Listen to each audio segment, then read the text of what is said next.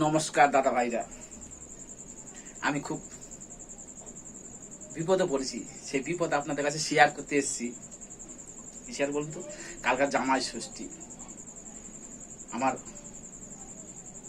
এই ভালোবেসে 13টা বিয়ে করে ফেলেছি। এখন 13টা শ্বশুর বাড়ি থেকে জামাই ষষ্ঠীর নিমন্ত্রণ করেছি। আমি কোন শ্বশুর বাড়িতে যাবো আমি বুঝতে পারছি না। আমি খুব বিপদে। ওই বউ বলছে আমাদের বাড়ি চলো, ওই বউ বলছে আমাদের বাড়িতে চলো, ওই বউ বলছে আমাদের বাড়িতে চলো। আমি কোন বাড়িতে যাব আমি বুঝে সারতে পারছি না। তবে কি জানেন দাদা ভাইরা, প্রতিটা শ্বশুর বাড়ি থেকে শাশুড় শ্বশুর আমাকে খুব ভালোবাসে।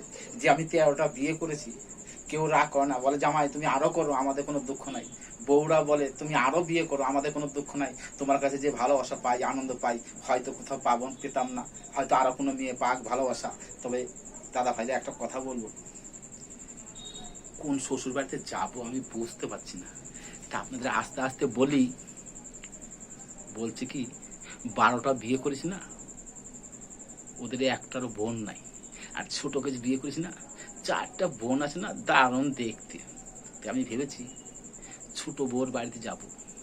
যে আপনাদের কাছে কথাটা বললাম, আপনারা কিন্তু কেউ বলবেন না বা আমার বউদের বলবেন না, তাহলে ঘরে অশান্তি হয়ে যাবে। তাই আমি ছোট বউর বাড়িতে যাব। তবে শ্বশুর বাড়িতে যাব, শালি না থাকলে ভালো লাগে। জামাই করে জড়িয়ে ধরবে, আনন্দ ফুর্তি দিবে। তাই ভেবেছি ছোট শ্বশুর বাড়ি যাবো। তবে কিন্তু দাদা ভাইরা, আমার বাড়িতে কিন্তু জানাবেন না যে ছোট শ্বশুর বাড়িতে যাবো শালি আছে বলে, এটা কিন্তু বলবেন না। আমি কিন্তু